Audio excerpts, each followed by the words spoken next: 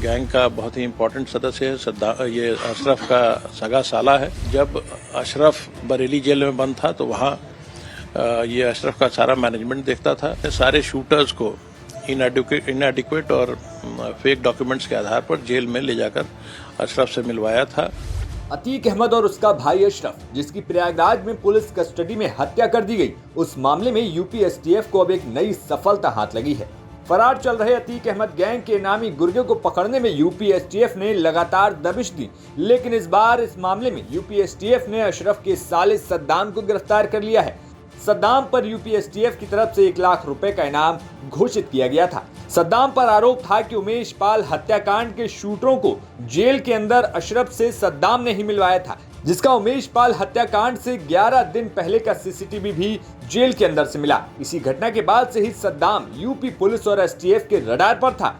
उमेश पाल हत्याकांड के बाद सद्दाम लगातार फरार भी चल रहा था। पहले सद्दाम पर 50,000 रुपए का इनाम 17 अप्रैल को घोषित किया गया, जिसके बाद एडीजी जोन की तरफ से ये इनाम बढ़ाकर 1 लाख रुपए कर दिया गया था। सद्दाम के बारे में कहा जाता है कि अतीक अहमद और उसके गैंग के फाइनेंस से लेकर गैंग ऑपरेशन तक का काम सद्दाम देखता था। सद्दाम पुलिस की गिरफ्त से फरार होकर कई जगहों पर छिपा, लेकिन पुलिस को सूचना मिली कि सद्दाम दिल्ली के मालवीय नगर में एक फ्लैट में रह रहा है, जहां पर उसके साथ उसकी महिला मित्र भी रह रही है। यहीं से सद्दाम को पुलिस ने गिरफ्तार किया। वहीं अब सद्दाम की गिरफ्तारी पर यूपी एसटीएफ को अतीक अहमद गैंग के कई राज पता चल सकते हैं। सद्दाम की गिरफ्तारी को लेकर जब हमने एडीजी अमिताभ यश से बात की तो सुनिए उन्होंने क्या कहा।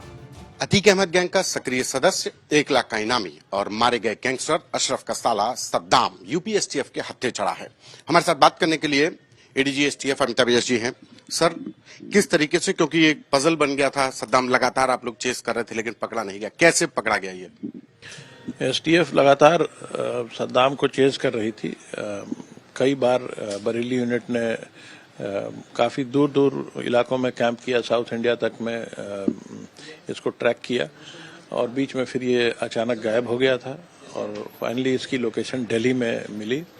दिल्ली में कई बार इसने अपने लोकेशन को चेंज किया और फाइनली कल रात्रि में मालवीय नगर में डीडीए फ्लैट से इसकी गिरफ्तारी हुई है, जहां ये अपने महिला मित्र के साथ रह रहा था। ये एक इम्पॉर्टेंट गिरफ्तारी है क्योंकि गैंग का बहुत ही इम्पोर्टेंट सदस्य है। ये अशरफ का सगा साला है।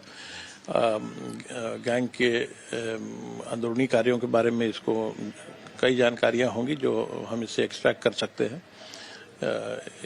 इसके अलावा ये जब अशरफ बरेली जेल में बंद था तो वहाँ ये अशरफ का सारा मैनेजमेंट देखता था। इसने सारे शूटर्स को इनएडिक्वेट और फेक डॉक्यूमेंट्स के आधार पर जेल में ले जाकर अशरफ से मिलवाया था और ये शूटर्स जेल में 2.5 घंटे तक रहे। इसका खुलासा बाद में सीसीटीवी फुटेजेस को खंगालने के दौरान हुआ था, जब ये पता चला कि ये सारे शूटर्स अशरफ से मिलने गए थे और इससे ये बात प्रमाणित हुई कि अशरफ इस पूरी कॉन्स्पिरेसी में शामिल था। इन सभी शूटर्स को सद्दाम भी व्यक्तिगत रूप से जानता था। सद्दाम की गिरफ्तारी के बाद जो अतीक अहमद गैंग के जो बाकी सदस्य जो फरार चल रहे हैं वो अभी नहीं पकड़े गए, क्या उनके बारे में भी एक इनपुट मिल सकता है? इससे उम्मीद है, क्योंकि ये फरार है तो जाहिर है कि ये लोग उनके संपर्क में हों। ये उम्मीद है कि इससे जो भी जानकारी मिलेगी उससे हम और आगे कुछ काम करने में सफल होंगे। सद्दाम की रियल एस्टेट में जो निवेश कर रहे थे अतीक और अशरफ, जो रियल एस्टेट में जो अपनी ब्लैक मनी को जराइम से कमाई लगा रहे थे, उसके बारे में भी ये पूरा मेन कहा जाए कि फंडर, फाइनेंसर, इन्वेस्टर के तौर पे काम कर रहा था। काफी कुछ जानकारी तो एसटीएफ को है, लेकिन ये चूंकि उसके धंधे में सीधे शामिल था इसलिए उम्मीद है कि और भी जानकारियां मिलेंगी।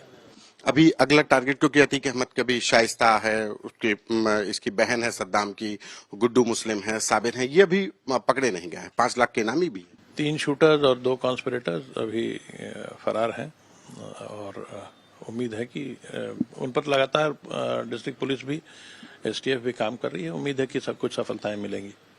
धन्यवाद। ये थे हमारे साथ एसटीएफ चीफ अमिताभ यश, जिनको उम्मीद है कि सद्दाम से पूछताछ के बाद जो जानकारियां निकलेंगी उससे उमेश पाल हत्याकांड में फरार चल रहे बाकी आरोपियों को भी जल्द गिरफ्तारी हो सकेगी। कैमरा पर्सन संदीप के साथ संतोष कुमार,